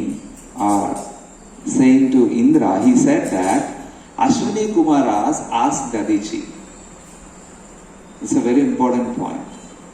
ಇಲ್ಲಿ ಇನ್ನೊಂದು ಮುಖ್ಯವಾದ ವಿಚಾರ, ಅಲ್ಲಿ ಭಗವಂತ ಹೇಳ್ತಾನೆ, ನೀವು ಅಶ್ವಿನಿ ಕುಮಾರಗಳ ಮುಖಾಂತರ ದದೀಚಿ ಮಹರ್ಷಿಗಳನ್ನು ಕೇಳಿ ಅಂತ ಹೇಳ್ತಾರೆ. So, as per Lord suggested, Ashwini Kumaras went to Dadichi and asked the bones on behalf of Indra. So ಹಾಗೆಯೇ ಇಂದ್ರನ ಪರವಾಗಿ ಅಶ್ವಿನಿ ಕುಮಾರರು ದದೀಚಿ ಮಹರ್ಷಿಗಳ ಹತ್ರ ಹೋಗಿ ನಿಮ್ಮ ಮೂಳೆಯನ್ನು ನಮಗೆ ಬೇಕು ಅಂತ ಕೇಳಿದ್ರು. And there is a reason why the Lord said, the Lord asked Ashwini Kumaras have to ask. Ashwini ಕುಮಾರನೇ ಹೋಗಿ ಕೇಳಬೇಕು ಅಂತ ಯಾಕೆ ಭಗವಂತ ಹೇಳ್ದ? ಅದಕ್ಕೂ ಒಂದು ಕಾರಣ ಇದೆ. Once Ashwini Kumara, this past of this incident, once Ashwini Kumaras came to Dadichi and begged for transcendental knowledge. ಒಂದಾನೊಂದು ಸಮಯದಲ್ಲಿ ಅಶ್ವಿನಿ ಕುಮಾರರು ಬಂದು ದದೀಚಿ ಮಹರ್ಷಿ ಪ್ರಾರ್ಥನೆ ಮಾಡ್ಕೋತಾರೆ, ನಮಗೆ ದಿವ್ಯವಾದಂತಹ ಜ್ಞಾನವನ್ನು ಕೊಡಿ ಅಂತ. Then, knowing this, Indra warned Dadichi. He warned that if you give this transcendental knowledge to Ashwini Kumaras, I will cut off your head. ಆಗ ಇಂದ್ರ ಹೋಗಿ ದದೀಚಿ ಮಹರ್ಷಿನ ಹೆದರಿಸ್ತಾರೆ, ನೀನು ಈ ಅಶ್ವಿನಿ ಕುಮಾರರಿಗೆ ದಿವ್ಯವಾದ ಜ್ಞಾನ ಕೊಟ್ರೆ ನಿನ್ನ ತಲೆ ಕತ್ತರಿಸಾಕ್ತೀನಿ ಅಂತ ಹೆದರಿಸ್ತಾನೆ. And Dadichi said the same to Ashwini Kumara. See, Indra said that if I give this knowledge to you, he will cut off my neck. So what to do? Yeah. ಆಗ ದದೀಚಿ ಮಹರ್ಷಿಗಳು ಅಶ್ವಿನಿ ಕುಮಾರರಿಗೆ ಹೇಳ್ತಾರೆ, ನೋಡು ಈ ತರ ಇಂದ್ರ ಬಂದಿದ್ದ, ಇಂದ್ರ ನನಗೆ ಹೇಳ್ದ ನಾನು ನಿಮಗೆ ದಿವ್ಯವಾದ ಜ್ಞಾನ ಕೊಟ್ರೆ ನನ್ನ ತಲೆ ಕತ್ತರಿಸಾಕ್ತಾನೆ ಅಂತ ಹೇಳ್ದ, ಅದಕ್ಕೆ ಏನ್ ಮಾಡೋದು ಅಂತ ಕೇಳ್ತಾನೆ. And Ashwini Kumaras are Ayurvedic physicians. They are very expert in that. Ashwini ಕುಮಾರರು ದೇವತೆಗಳಲ್ಲಿ ಡಾಕ್ಟರ್ಗಳು. ಅವರಿಗೆ ಎಲ್ಲಾ ರೀತಿಯ ಆಪರೇಷನ್ ಔಷಧಿಗಳು ಮಾಡ್ಲಿಕ್ಕೆ ಅವ್ರಿಗೆ ಗೊತ್ತಿರುತ್ತೆ. Then they said that why Indra will cut, we have to wait till Indra cut off your head. We will cut off your head and put another head. Through that head you teach us transcendental knowledge. Ashwini Kumar ಹೇಳ್ತಾರೆ, ಇಂದ್ರ ನಿನ್ ತಲೆ ಕತ್ತರಿಸಲಿಕ್ಕೆ ಯಾಕೆ ಕಾಯ್ಬೇಕು, ನಾವೇ ನಿನ್ ತಲೆ ಕತ್ತರಿಸಾಕ್ತಿವಿ, ಇನ್ನೊಂದು ತಲೆ ಹಾಕ್ತಿವಿ, ಆ ತಲೆ ಮುಖಾಂತರ ನಮಗೆ ಜ್ಞಾನವನ್ನು ಕೊಡಿ ಅಂತ ಹೇಳ್ತಾರೆ. And Dadichi agreed. So Ashwini Kumaras cut off Dadichi's head. They put horse head, and then Dadichi transferred or gave the transcendental knowledge to them. And on seeing this, Indra came and cut off the horse head, and Ashwini Kumaras put back the Indra's head back. Ashwini ಕುಮಾರರು Dadhichi ಮಹರ್ಷಿಗಳ ತಲೆಯನ್ನು ಕತ್ತರಿಸಾಕ್ತಾರೆ, ಕುದುರೆಯ ತಲೆ ಹಾಕ್ತಾರೆ, ಕುದುರೆ ತಲೆ ಮುಖಾಂತರ ದಿವ್ಯವಾದ ಜ್ಞಾನ ಪಡ್ಕೋತಾರೆ. ಆಗ ಇಂದ್ರನು ಗೊತ್ತಾಗಿ ಇಂದ್ರ ಬಂದು ಆ ಕುದುರೆ ತಲೆಯನ್ನು ಕತ್ತರಿಸಾಕ್ತಾನೆ. ಮತ್ತೆ ಅಶ್ವಿನಿ ಕುಮಾರರು ದದೀಚಿಯ ಒರಿಜಿನಲ್ ತಲೆ ಏನಿತ್ತು ಮತ್ತೆ ತಿರ್ಗ ವಾಪಸ್ ಹಾಕ್ತಾರೆ, ಜೋಡಿಸ್ತಾರೆ ದೇಹಕ್ಕೆ. So Dadichi helped them with the transcendental knowledge, but the same Ashwini Kumaras have to ask Dadichi that you die. This is very painful. So, ಯಾವ ದದೀಚಿ ಮಹರ್ಷಿಗಳು ಅಶ್ವಿನಿ ಕುಮಾರರಿಗೆ ದಿವ್ಯವಾದ ಜ್ಞಾನವನ್ನು ಕೊಟ್ಟರು, ಈಗ ಮತ್ತೆ ಪುನಃ ಅಶ್ವಿನಿ ಕುಮಾರರು ಅದೇ ತಮ್ಮ ಗುರುಗಳ ಹತ್ರ ಹೋಗಿ ನಿಮ್ಮ ದೇಹವನ್ನು ನಮಗೆ ಕೊಡಿ ಅಂತ ಕೇಳಬೇಕಾದ್ರೆ ತುಂಬಾ ನೋವುಂಟು ಮಾಡುವಂತಹ ಸನ್ನಿವೇಶ ಅಲ್ಲವೇ? ಯಾಕೆ ಹೀಗಾಯ್ತು? But Dadiji was very happy. He gave actually his body very selflessly. ಅರೆ ಇಲ್ಲಿ ದದೀಚಿ ಮಹರ್ಷಿಗಳು ಅವರು ನಿಸ್ವಾರ್ಥ ಭಾವನೆಯಿಂದ ತುಂಬಾ ಸಂತೋಷವಾಗಿ ತಮ್ಮ ದೇಹವನ್ನು ಅರ್ಪಣೆ ಮಾಡಿಬಿಡ್ತಾರೆ. A devotee will always take every opportunity to go back to spiritual world. ಭಕ್ತರ ಲಕ್ಷಣ ಅಂದರೆ ಅವರು ಎಲ್ಲಾ ಸನ್ನಿವೇಶಗಳಲ್ಲಿ ಭಗವಂತನ ಹತ್ರ ಹೋಗ್ಲಿಕ್ಕೆ ಸದಾ ತಯಾರಿರ್ತಾರೆ. And Dadiji was like that, and Rudrasura also was like that. Dadhichi ಮಹರ್ಷಿಗಳಲ್ಲಿ ಅದೇ ಭಾವನೆ ಇತ್ತು, ರುದ್ರಾಸುರನಲ್ಲೂ ಅದೇ ಭಾವನೆ ಇತ್ತು. ಅವರು ಭಗವಂತನ ಲೋಕಕ್ಕೆ ಹೋಗ್ಲಿಕ್ಕೆ ತಯಾರಿದ್ರು ಅವರು ಯಾವುದೇ ಕ್ಷಣದಲ್ಲಿ. Then one may ask the question that then why the Lord sided Indra and Ashwini Kumaras and helped them to gain back their kingdom? ಹಾಗಿದ್ರೆ ಪ್ರಶ್ನೆ ಕೇಳಬಹುದು, ಮತ್ತೆ ಭಗವಂತ ಯಾಕೆ ಈ ದೇವತೆಗಳ ಪರವಾಗಿ ಈ ಅಶ್ವಿನಿ ಕುಮಾರ ಪರವಾಗಿ ಮಾತಾಡ್ದ, ಮತ್ತೆ ಪುನಃ ಯಾಕೆ ಅವರಿಗೆ ಸ್ವರ್ಗಲೋಕ ಸಿಗುವ ಹಾಗೆ ಮಾಡ್ದ ಅಂತ ಕೇಳಬಹುದು. Because the Lord is very, very merciful. Even if a person does a single service or one service and willing to follow the Lord, and Lord will feel very happy and He helps them. ಭಗವಂತ ತುಂಬಾ ಕೃಪಾಮಯಿ. ಯಾರು ಯಾವುದೇ ರೀತಿಯಲ್ಲಾದ್ರೂ ಸೇವೆ ಮಾಡಿದ್ರೆ ಆ ಸೇವೆಯನ್ನು ಸ್ವೀಕಾರ ಮಾಡಿ ಅವರಿಗೆ ಯಾವುದೋ ಒಂದು ರೀತಿಯಲ್ಲಿ ವರವನ್ನು ಕೊಟ್ಟು ಸಂತೋಷ ಪಡಿಸಲಿಕ್ಕೆ ಪ್ರಯತ್ನ ಮಾಡ್ತಾರೆ. So Indra and other demigods, they are very much devoted to Lord, although they are carried away by a sporadic material desire, but they are very much devoted. They will do whatever the Lord tells. ದೇವತೆಗಳ ಹೃದಯದಲ್ಲಿ ಅನೇಕ ಭೌತಿಕ ಆಸೆಗಳಿದೆ, ಆದರೂ ಕೂಡ ಭಗವಂತ ಏನ್ ಹೇಳ್ತಾನೆ ಅದನ್ನ ಮಾಡ್ಲಿಕ್ಕೆ ಅವರು ತಯಾರಿದ್ದಾರೆ, ಭಕ್ತರಿದ್ದಾರೆ. And also we have to be very careful in understanding demigods. The demigods, when they act on a material platform sporadically, it's not that daily one material or morning one, afternoon one material is that they act like that. It's not like that. They don't act like that. ದೇವತೆಗಳು ಭೌತಿಕವಾದಂತಹ ಒಂದು ಆಶೀರ್ವಾದವನ್ನು ಕೇಳಿದ್ರು ಕೂಡ ಅದು ನಮ್ಮ ಹಾಗೆ ಬೆಳಗ್ಗೆ ಒಂದು ಆಸೆ, ಮಧ್ಯಾಹ್ನ ಒಂದು ಆಸೆ, ರಾತ್ರಿ ಒಂದು ಆಸೆ, ಆ ರೀತಿ ಭೌತಿಕ ಆಸೆಗಳಲ್ಲ. ಅವರ ಒಂದು ಆಸೆಗಳಿಗೂ ನಮ್ಮ ಆಸೆಗಳಿಗೂ ವ್ಯತ್ಯಾಸ ಇದೆ. Usually they are pure devotees, but the time difference between one time acting on a material desire and another time, it may be like 50,000 years or 1 lakh years. ದೇವತೆಗಳು ಸಾಮಾನ್ಯವಾಗಿ ಶುದ್ಧ ಭಕ್ತರೇ. ಅವ್ರಿಗೆ ಕೆಲವೊಮ್ಮೆ ಈ ಆಸೆಗಳು ಉತ್ಪನ್ನ ಆಗತ್ತೆ, ಆದ್ರೆ ಅವರ ಸಮಯಕ್ಕೂ ನಮ್ಮ ಸಮಯಕ್ಕೂ ತುಂಬಾ ವ್ಯತ್ಯಾಸ ಇದೆ. ಅವರಿಗೆ ಎಲ್ಲೋ ಒಂದ್ಸಲ ನಮ್ಮ ಲೆಕ್ಕ ಪ್ರಕಾರ 50,000 ವರ್ಷಗಳಿಗೊಮ್ಮೆ ಆ ರೀತಿ ಲೆಕ್ಕದಲ್ಲಿ ಒಂದು ಆಸೆ ಅವರಿಗೆ ಬರಬಹುದು. ಇಲ್ಲವಾದ್ರೆ ಅವರು ಶುದ್ಧ ಭಕ್ತರೇ ಅವರು. In scriptures, particularly in Bhagavatam, there are many incidents where the demigods did some wrong things. ಶಾಸ್ತ್ರಗಳಲ್ಲಿ ಅನೇಕ ಕಡೆ ಕಥೆಗಳಿದೆ, ಎಲ್ಲಿ ದೇವತೆಗಳು ಬೇರೆ ಬೇರೆ ತಪ್ಪುಗಳನ್ನು ಮಾಡಿದ್ರು ಅನ್ನೋ ಕಥೆಗಳಿದೆ. But it's not that they did that every day. It's a very, very rare. ಆದ್ರೆ ನಾವು ಆ ರೀತಿ ತಿಳ್ಕೋಬಾರ್ದು. ದೇವತೆಗಳು ಡೈಲಿ ಏನೋ ಒಂದು ಭೌತಿಕವಾಗಿ ತಪ್ಪು ಮಾಡ್ತಾ ಇದ್ದಾರೆ ಅಂತ ಆ ರೀತಿ ತಿಳ್ಕೋಬಾರ್ದು. So I will beg forgiveness from demigods if I speak anything wrong, because demigods are very powerful. ದೇವತೆಗಳು ನಮಗಿಂತ ತುಂಬಾ ಶ್ರೇಷ್ಠವಾದ ಭಕ್ತರು. ನಾನೇನಾದ್ರೂ ಅವರ ವಿರುದ್ಧವಾಗಿ ತಪ್ಪು ಮಾಡಿದ್ರೆ ನಾನು ದೇವತೆಗಳನ್ನು ಕ್ಷಮೆ ಕೇಳ್ತೀನಿ. They are so powerful, sometimes they may put some blockages on the path of my bhakti also. ದೇವತೆಗಳು ನನಗಿಂತ ತುಂಬಾ ಶಕ್ತಿಶಾಲಿಯಾದಂತಹವರು. ನಾನೇನು ತಪ್ಪು ಮಾಡಿದ್ರೆ ನನ್ನ ಭಕ್ತಿಯ ದಾರಿಯಲ್ಲಿ ಅಡಚಣೆಗಳ ಉಂಟು ಮಾಡುವಂತಹ ಶಕ್ತಿಯೂ ಅವರಿಗಿದೆ. So I am seeking forgiveness from them, and I'm completing. ಅದರಿಂದ ನಾನು ದೇವತೆಗಳ ಕ್ಷಮೆಯನ್ನು ಕೇಳ್ತಾ ಇವತ್ತಿನ ಪ್ರವಚನವನ್ನು ಪೂರ್ಣಗೊಳಿಸ್ತಾ ಇದ್ದೀನಿ. Hare Krishna. Hare Krishna. Any comments, or questions, or discussion, anything is fine. ಏನಾದರೂ ಪ್ರಶ್ನೆಗಳಿದೆಯಾ ಇವತ್ತಿನ ಚರ್ಚೆಗೆ ಸಂಬಂಧಪಟ್ಟಂತದ್ದು? ನಿಮ್ಮ ಅನಿಸಿಕೆ ಅಥವಾ ಏನಾದರೂ ಪ್ರಶ್ನೆಗಳಿದ್ರೆ ಕೇಳಬಹುದು. Prabhuji, if any for devotees, there are so many difficulties in their life. Like they can approach a Supreme Personality of Godhead and they can tell that these difficulties are very much so that I cannot unable to progress in devotional service and in proper manner. In full touched, I am unable to practice this Krishna consciousness due to these difficulties. Like we can approach in this way to Supreme Personality of Godhead. Is this material desire? No, it's not material desire. It's not material desire.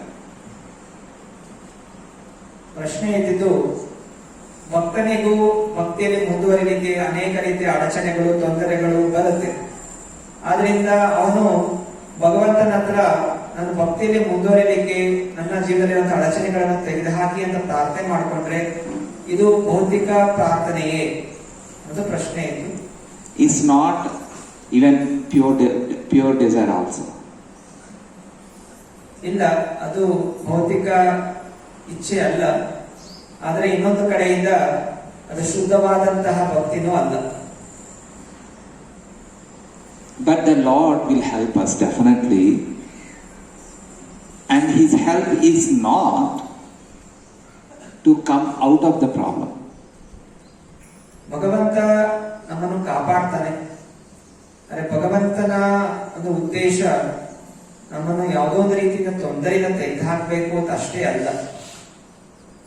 I mean, it's not necessarily be like that, but His help is or will be how to use those problems to become more devoted to Krishna. ಭಗವಂತನ ಸಹಾಯ ಅಂದ್ರೆ ಜೀವನದ ತೊಂದರೆಗಳಿದ್ರೂ ಕೂಡ ಆ ತೊಂದರೆಗಳ ಮೂಲಕ ಹೇಗೆ ನಾವು ಇನ್ನೂ ಅಧಿಕವಾಗಿ ಭಗವಂತನ ಸಮೀಪ ಹೋಗಬಹುದು, ಭಗವಂತನ ಶುದ್ಧವಾದ ಭಕ್ತರಾಗಬಹುದು ಅನ್ನುವಂತಹ ಮಾರ್ಗ, ಅದು ಶುದ್ಧವಾದಂತಹ ಭಗವಂತ ನಿಜವಾದಂತಹ ಒಂದು ಸಹಾಯ. In fourth canto, there is one example when Dhruva Maharaj is just about to go to spiritual world, boarding the spiritual airplane. The death personification came in front of him, and then the death means fearful, right? But Dhruva Maharaj used the death as a step to board the spiritual airplane. He just put his head on the death and then he climbed the airplane. ಶ್ರೀಮದ್ ಭಾಗವತದ 4ನೇ ಸ್ಕಂದದಲ್ಲಿ ನಾವು ಓದ್ತೀವಿ, ಧ್ರುವ ಮಹಾರಾಜ ತನ್ನ ಅಂತಿಮ ಸಮಯದಲ್ಲಿ ವೈಕುಂಠ ವಿಮಾನ ಬರುತ್ತೆ, ಹಾಗೂ ಅದೇ ಸಮಯದಲ್ಲಿ ಮೃತ್ಯುನು ಬರುತ್ತೆ. ಮೃತ್ಯು ಭಯಂಕರವಾದದ್ದು. ಆದ್ರೆ ಅಲ್ಲಿ ವಿವರಣೆ ಇದೆ, ಧ್ರುವ ಮಹಾರಾಜ ಆ ಮೃತ್ಯುವಿನ ತಲೆ ಮೇಲೆ ಪಾದವನ್ನು ಇಟ್ಟು ಅವನು ವೈಕುಂಠ ವಿಮಾನವನ್ನು ಏರಿದ ಅಂತ. So we have to learn how to use the problems to turn towards Krishna in a better way. ಆದ್ದರಿಂದ ನಾವು ನಿಜವಾಗಿ ಏನ್ ಕಲಿಬೇಕಾಗಿದೆ, ನಮ್ಮ ಜೀವನದಲ್ಲಿ ಬರುವಂತಹ ಕಷ್ಟಗಳನ್ನು ಹೇಗೆ ನಾವು ಕೃಷ್ಣ ಭಕ್ತಿಯಲ್ಲಿ ಮುಂದುವರಿಬೇಕು ಅನ್ನೋ ರೀತಿಯಲ್ಲಿ ಉಪಯೋಗಿಸ್ಕೋಬೇಕು. But how to understand that, it depends on case to case. ಯಾವ ರೀತಿ ಅರ್ಥ ಮಾಡ್ಕೋತೀವಿ ಅದು ಬೇರೆ ಬೇರೆ, ಅವರ ಸನ್ನಿವೇಶ ಬೇರೆ ಬೇರೆ ರೀತಿ ಇರುತ್ತೆ. Okay. Demigods are praying to Supreme Lord in this manner. To remove Rutrasura, to kill Rutrasura, right? They prayed. But Lord said in the following verses that that's not pure devotion. That's not pure devotion. He may remove the problem, but by removing the problem, we will keep our problem inside. So that's the problem. I don't know you understood or not. No? Okay. Suppose if the Lord killed Dhritarashtra himself instantaneously, then where is the purification for demigods? How they have to learn being grateful. They have to be grateful. Indra have to be grateful to Dadiji. Ashwini Kumaras have to be grateful to Dadiji. Right? So how they will learn that if Lord kills? So, for Lord to remove our problems is not a problem. Just like that He can remove our problems. But He is keeping those problems just to make us understand or give us education. To purify our heart. So sometimes Lord keeps the problems. But if we don't understand that, if we say, Lord, please can you remove this problem so that my path will be rosy path? Not necessarily. Because with that rosy path, our heart may not become pure. So we don't approach Lord then. So that defeated the purpose, right? Our existence. The purpose is to go to Lord. Yeah. ನಾವು ಭಗವಂತನಿಗೆ ಪ್ರಾರ್ಥನೆ ಮಾಡಿಕೊಂಡಾಗ ಭಗವಂತ ನಮ್ಮ ಕಷ್ಟಗಳನ್ನು ನಾಶ ಮಾಡಲಿಕ್ಕೆ ಒಂದು ಕ್ಷಣವೇ ಸಾಕು. ಆದರೆ ಭಗವಂತ ಹಾಗೆ ಮಾಡೋದಿಲ್ಲ. ಭಗವಂತ ನಮ್ಗೆ ಯಾವ ಕಷ್ಟಗಳನ್ನು ಕೊಡ್ತಾನೆ ಅನ್ನೋದು ನಾವು ಅರ್ಥ ಮಾಡ್ಕೋಬೇಕು. ಭಗವಂತನ ಇಚ್ಛೆ ಇದೆ, ನಮ್ಮ ಹೃದಯ ಬದಲಾವಣೆ ಆಗಬೇಕು. ನಮ್ಮ ಹೃದಯದಲ್ಲಿ ಕೃತಜ್ಞತೆ ಭಾವನೆ ಅನ್ನೋದು ಬೆಳಿಬೇಕು. ಭಗವಂತನ ಮೇಲೆ ಪ್ರೀತಿ ಅನ್ನೋದು ಬೆಳಿಬೇಕು. ಇದು ಭಗವಂತನ ಇಚ್ಛೆ. ಭಗವಂತ ನಮ್ಮ ಕಷ್ಟಗಳನ್ನು ಒಂದು ಕ್ಷಣದಲ್ಲಿ ತೆಗೆದು ಹಾಕ್ಬೋದು, ಆದ್ರೆ ಅದು ನಿಜವಾದ ಕೃಪೆಯಲ್ಲ. ನಾವು ತಿಳ್ಕೋಬೇಕು, ನಮ್ಮ ಜೀವನದಲ್ಲಿ ಕಷ್ಟಗಳಾಗಿದೆ, ಆದ್ರೆ ಈ ಕಷ್ಟಗಳಿಂದ ನಾನು ಹೇಗೆ ಭಗವಂತನ ಪ್ರೇಮವನ್ನು ಜಾಗೃತಗೊಳಿಸ್ಕೋಬೇಕು, ಭಗವಂತನಿಗೆ ಹೇಗೆ ನಾನು ಕೃತಜ್ಞತೆ ಭಾವನೆ ಬೆಳೆಸ್ಕೋಬೇಕು ಅನ್ನೋದು ಈ ಗುಣವನ್ನು ನಾವು ಕಲಿಬೇಕು. Details will vary from case to case. That's why I'm not giving you details. It depends on situation and what type of problem, all those things.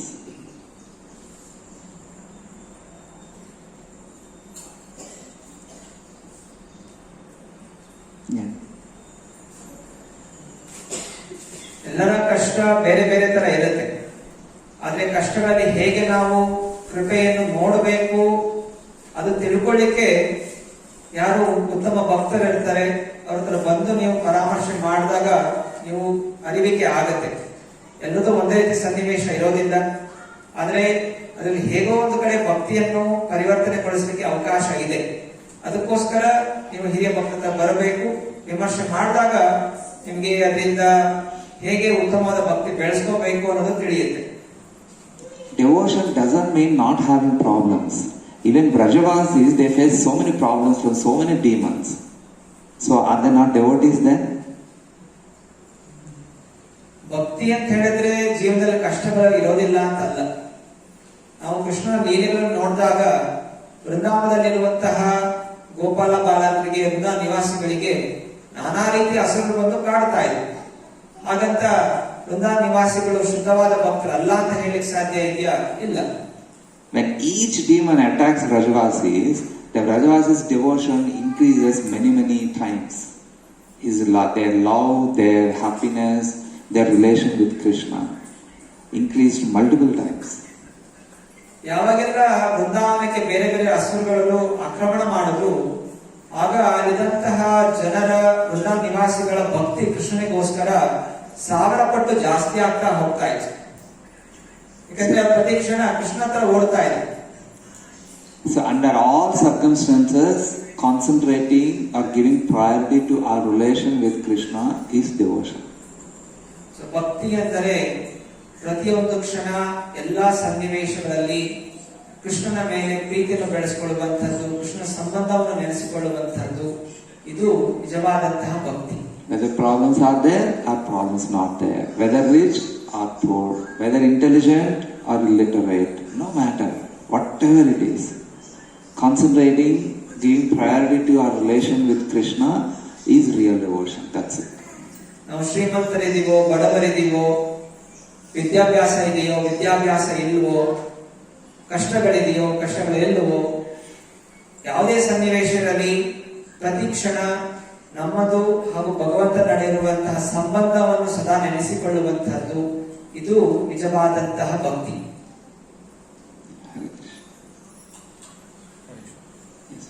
Actually, we are very grateful for you, Prabhu. You are traveling such a long distance and you are giving I have to be grateful to all of you because I told in the class, right?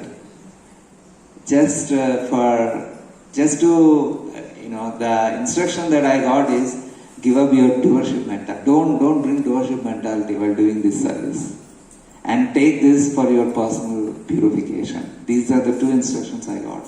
No, it's not easy. So I have to be grateful to all of you. It's not easy, Prabhu, traveling 200 kilometers and every week you are coming and giving a class here. Thank you very much, Prabhu.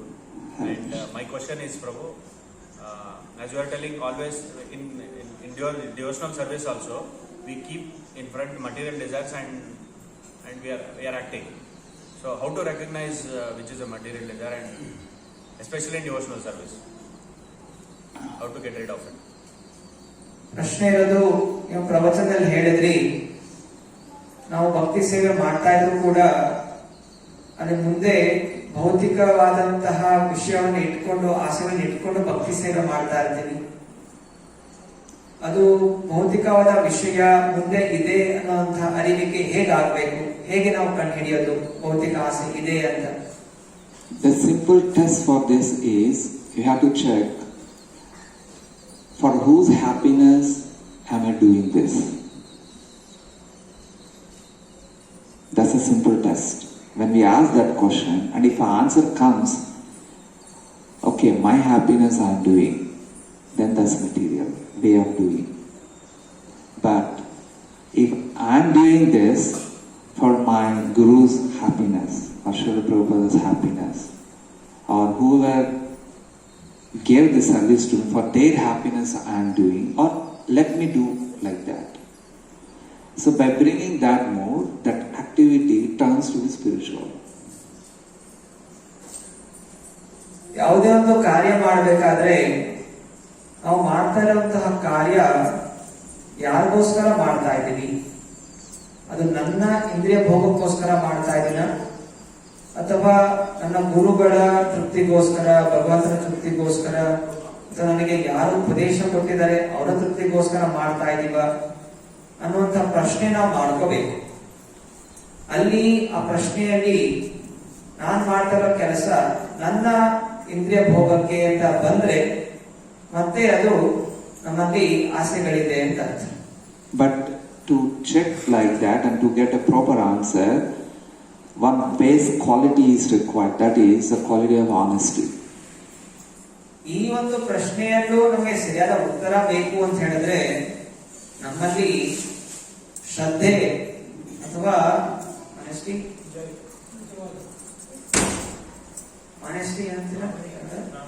ಪ್ರಾಮಾಣಿಕತೆ, ಆ ಪ್ರಾಮಾಣಿಕತೆ ಅನ್ನೋದು ಗುಣ ನಮ್ಮಲ್ಲಿ ಇದ್ರೆ ಮಾತ್ರ ಪ್ರಶ್ನೆಗೆ ಸರಿಯಾದ ಉತ್ತರ ಸಿಗುತ್ತೆ. So this honesty is a best policy and it is a foundational quality. Without that honesty, one cannot progress in devotion. So ಈ ಪ್ರಾಮಾಣಿಕತೆ ಅನ್ನುವಂಥದ್ದು ತುಂಬಾ ಮೂಲವಾದಂತಹ ಗುಣ. ಎಲ್ಲಿ ತನಕ ತನ್ನಲ್ಲಿ ತನಗೆ ಪ್ರಾಮಾಣಿಕತೆ ಅನ್ನೋದಿಲ್ಲ, ಭಕ್ತಿ ಸೇವೆಯಲ್ಲಿ ಮುಂದುವರಿಯಲು ಸಾಧ್ಯ ಇಲ್ಲ. Like one example, if anyway, Krishna also says, and if someone says this world is very troublesome place, and to accept that truth, some honesty is required. ಭಗವಂತ ಹೇಳ್ತಾ ಇದ್ದಾನೆ, ಈ ಜಗತ್ತು ತುಂಬಾ ಕಷ್ಟಕರವಾದಂತಹ ಜಗತ್ತು ಅಂತ ಅನೇಕ ಬಾರಿ ಹೇಳಿದ್ದಾರೆ, ನಾನಾ ಆಚಾರ್ಯರು ಹೇಳಿದ್ದಾರೆ. ಆದ್ರೆ ಅದನ್ನ ಸ್ವೀಕಾರ ಮಾಡ್ಲಿಕ್ಕೂ ನಮ್ಮಲ್ಲಿ ಪ್ರಾಮಾಣಿಕತೆ ಇದ್ರೆ ಮಾತ್ರ ಸ್ವೀಕಾರ ಆಗತ್ತೆ. So that's the way we can recognize.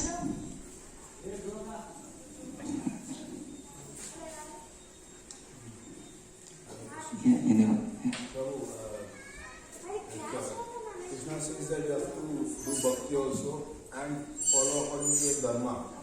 So while doing your dharma, obviously material opulences you have to go through it.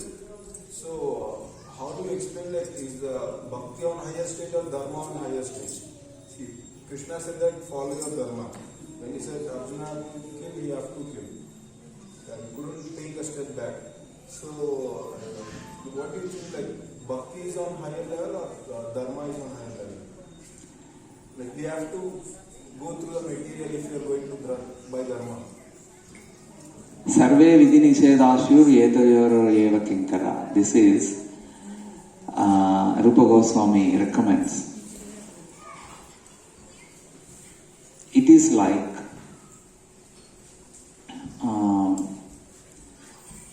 maybe you translate the question first. Okay, the question is, Krishna said Arjuna to do your dharma. So now the question is, doing the dharma is a right one, or doing the bhakti is a right one? What to do? That's what your question is. Dharma has material opulences, but bhakti, Material opulence. material troubles in dharma. Material troubles while doing dharma. Okay, they will come. So which one to do? Dharma or bhakti? That's the question. And Krishna says that dharma is very important also. Which one is important? Oh, dharma also is important. That's what you are saying. Okay. ಭಗವದ್ಗೀತೆಯಲ್ಲಿ ಕೃಷ್ಣ ಹೇಳ್ತಾನೆ ಧರ್ಮದ ಆಚರಣೆ ಮಾಡಬೇಕು, ಧರ್ಮ ಪಾಲನೆ ಮಾಡೋದು ತುಂಬಾ ಮುಖ್ಯ ಅಂತ.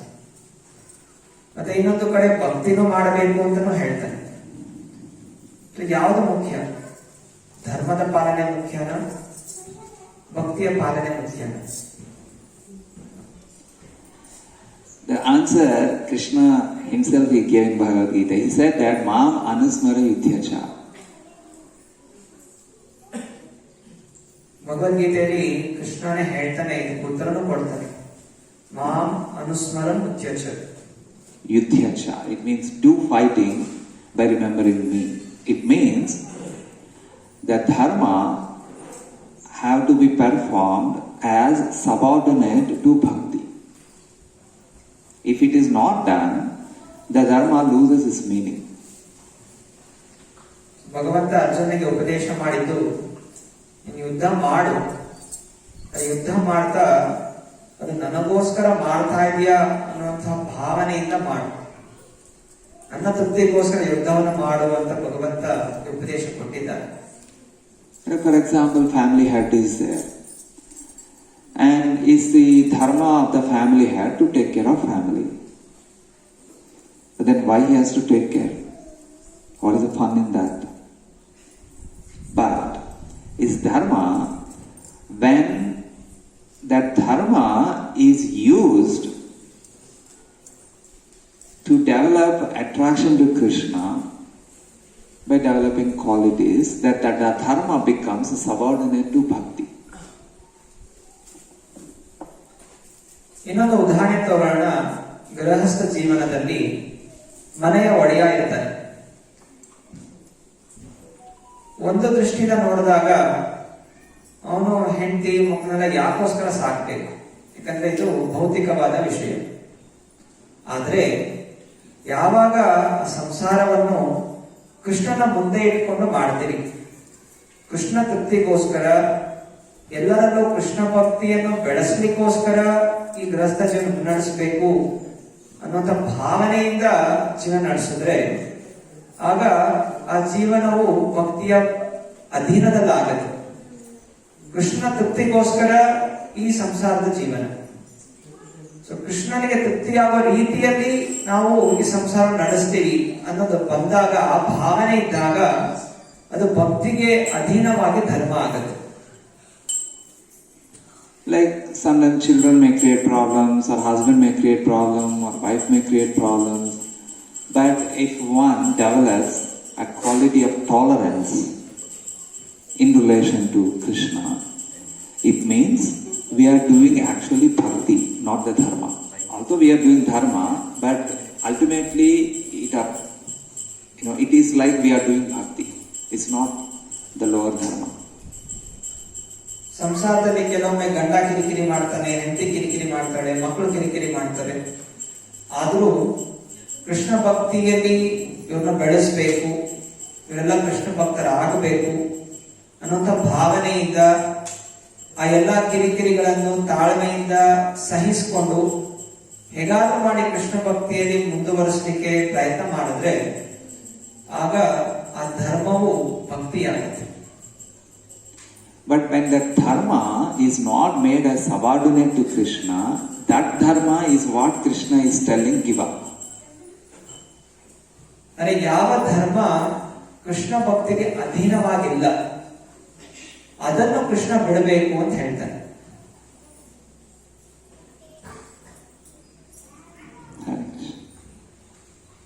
Thank you for giving us such a wonderful class.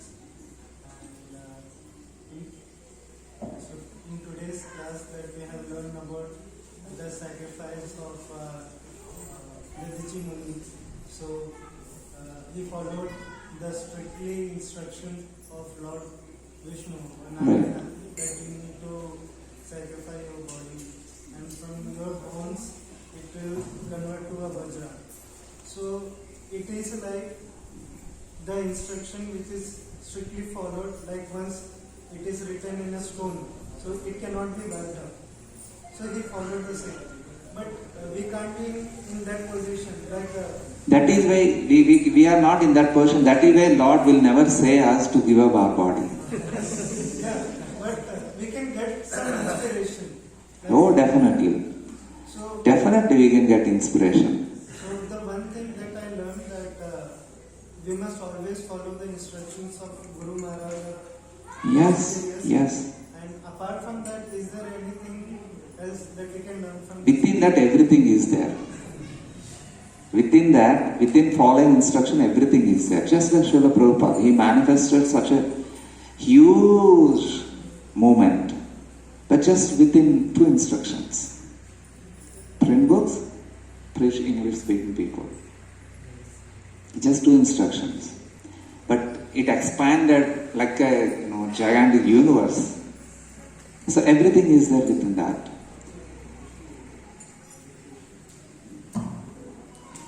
ಗುರುಗಳ ಉಪದೇಶ, ಭಗವಂತನ ಉಪದೇಶ ಬಿಟ್ಟು ಇನ್ನೂ ಏನಾದರೂ ಪಾಲನೆ ಮಾಡುವಂಥದ್ದಿದೆಯಾ ಅನ್ನೋ ಪ್ರಶ್ನೆ ಇತ್ತು. ಇಲ್ಲಿ ಉತ್ತರವಾಗಿ ಹೇಳಿದ್ರು, ಈ 2 ನಿಯಮಗಳನ್ನು ಪಾಲನೆ ಮಾಡಿದ್ರೆ ಎಲ್ಲಾ ನಿಯಮಗಳು ಇದರಲ್ಲೇ ಸೇರ್ಕೊಂಡ್ಬಿಡುತ್ತೆ. ಹೇಗೆ ಶ್ರೀಲ ಪ್ರಭುಪಾದರು ಅವರ ಗುರುಗಳು ಅವರಿಗೆ 2 ಉಪದೇಶ ಕೊಟ್ಟಿದ್ರು. ನಿನ್ನ ಕೈಯಲ್ಲಿ ಹಣ ಇದ್ರೆ ಅಧಿಕವಾಗಿ ಪುಸ್ತಕಗಳನ್ನು ಮುದ್ರಣಿಕೆ ಮಾಡು. 2ನೇದಾಗಿ ಆಂಗ್ಲ ಭಾಷಾ ಜನರಿಗೆ ಈ ಭಕ್ತಿಯ ಪ್ರಚಾರವನ್ನು ಮಾಡು. 2ನೇ ಉಪದೇಶದಲ್ಲಿ ಈ ಇಸ್ಕಾನ್ ಸಂಸ್ಥೆ ಅನ್ನೋದು ಸ್ಥಾಪನೆ ಆಯಿತು. ಹಾಗೂ ವಿಶ್ವಾದ್ಯಂತ ಕೋಟ್ಯಾಂತರ ಜನರಿಗೆ ಭಕ್ತಿಯ ಪ್ರಚಾರ ಅನ್ನೋದು ಬೆಳೀತಾ ಆಯಿತು ಕೇವಲ ಗುರುಗಳ 2 ಉಪದೇಶದಲ್ಲಿ. In fact, Bhaktisiddhanta Saraswati Thakur, he mentioned in the letter to Srila Prabhupada that it is helpful to you and others preaching in English. He very explicitly he mentioned that. Srila ಭಕ್ತಿಸಿದ್ಧಾಂತ ಠಾಕೂರರು Srila ಪ್ರಭುಪಾದರಿಗೆ ಒಂದು ಪತ್ರದಲ್ಲಿ ಹೇಳ್ತಾರೆ, ನೀನು ಆಂಗ್ಲ ಭಾಷಾ ಜನರಿಗೆ ಪ್ರಚಾರವನ್ನು ಮಾಡೋದ್ರಿಂದ ಅವರಿಗೂ ಉಪಯೋಗ ಆಗತ್ತೆ, ನಿನಗೂ ಉಪಯೋಗ ಆಗತ್ತೆ. What does that mean? Everything is there within that instruction. It means if we follow that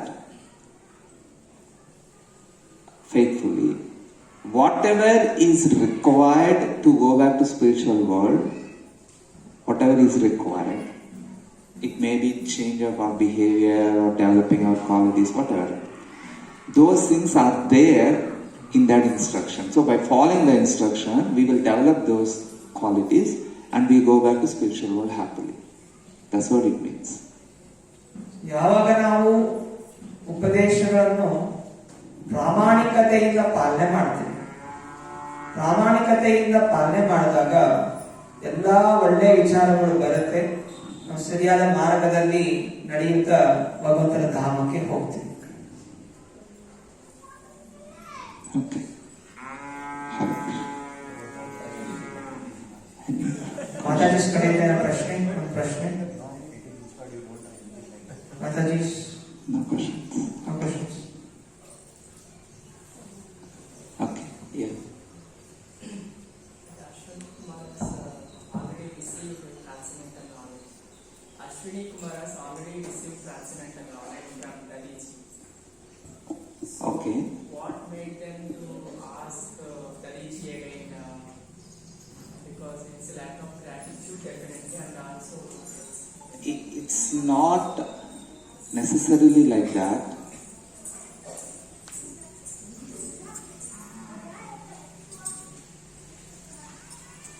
It's just Lord wanted to create an opportunity for them to recognize what is the help that they got from a person. Because I don't know the full life of Ashwini Kumara, so I can't comment on them just by taking one data point. So I can't say that they are not grateful. I can't say that. But definitely I can say that the Lord is giving an opportunity for them to be grateful. The question is, when Ashwini Kumar has asked Dadiji, because they got transcendental knowledge from Dadiji, but they asked the life of Dadiji, so can we say that Ashwini Kumar has lacked in gratitude? That's the question. ಪ್ರಶ್ನೆ ಕೇಳಿದ್ದು, ಅಶ್ವಿನಿ ಕುಮಾರರು ದದೀಚಿ ಮಹರ್ಷಿಯಿಂದ ದಿವ್ಯಾವತ ಜ್ಞಾನ ಸ್ವೀಕಾರ ಮಾಡಿದ್ರು. ಅವರು ಮತ್ತೆ ಪುನಃ ಅವರು ಹೋಗಿ ಅವರ ದೇಹವನ್ನು ಕೇಳ್ತಾರೆ. ಹಾಗಿದ್ದಾಗ ಅಶ್ವಿನಿ ಕುಮಾರರಲ್ಲಿ ಕೃತಜ್ಞತೆ ಭಾವನೆ ಇರಲಿಲ್ವೇ ಅನ್ನುವಂಥ ಪ್ರಶ್ನೆ ಕೇಳಿದ್ರು. ಅದಕ್ಕೆ ಉತ್ತರವಾಗಿ ಹೇಳಿದ್ರು, ಅಶ್ವಿನಿ ಕುಮಾರರ ಜೀವನ ಚರಿತ್ರೆ ಸಂಪೂರ್ಣವಾಗಿ ಏನಿತ್ತು ಅನ್ನೋದು ನಮಗೆ ಪೂರ್ಣವಾಗಿ ಗೊತ್ತಿಲ್ಲ. ಆದ್ರೆ ಇಲ್ಲಿ ಪ್ರಭುಪಾದರು ಕೊಟ್ಟಂತಹ ಭಾವಾರ್ಥದಿಂದ ಹಾಗೂ ಇಲ್ಲಿ ಕೊಟ್ಟಿರುವಂತಹ ಸನ್ನಿವೇಶದಲ್ಲಿ ಇಷ್ಟು ನಾವು ಕಲಿತೀವಿ. ಭಗವಂತ ಅಶ್ವಿನಿ ಕುಮಾರರಲ್ಲಿ ಗುರುಗಳು ಕೊಟ್ಟಂತಹ ಕೃತಜ್ಞತೆ, ಅವರು ಎಚ್ಚರಿಕೆ ಆಗಬೇಕು ಅನ್ನೋದು ಭಗವಂತನ ಇಚ್ಛೆ ಇತ್ತು. ಆ ಕೃತಜ್ಞತೆ ಭಾವನೆ ಅಲ್ಲಿ ಬೆಳೆಸಲಿಕ್ಕೋಸ್ಕರ ಇಂತಹ ಒಂದು ಸನ್ನಿವೇಶ ಸೃಷ್ಟಿಯಾಯಿತು. You translated answer also, right? Okay. Shall we stop? Hare Krishna. Hare Krishna. Shrimad Bhagavatam Ki Jai.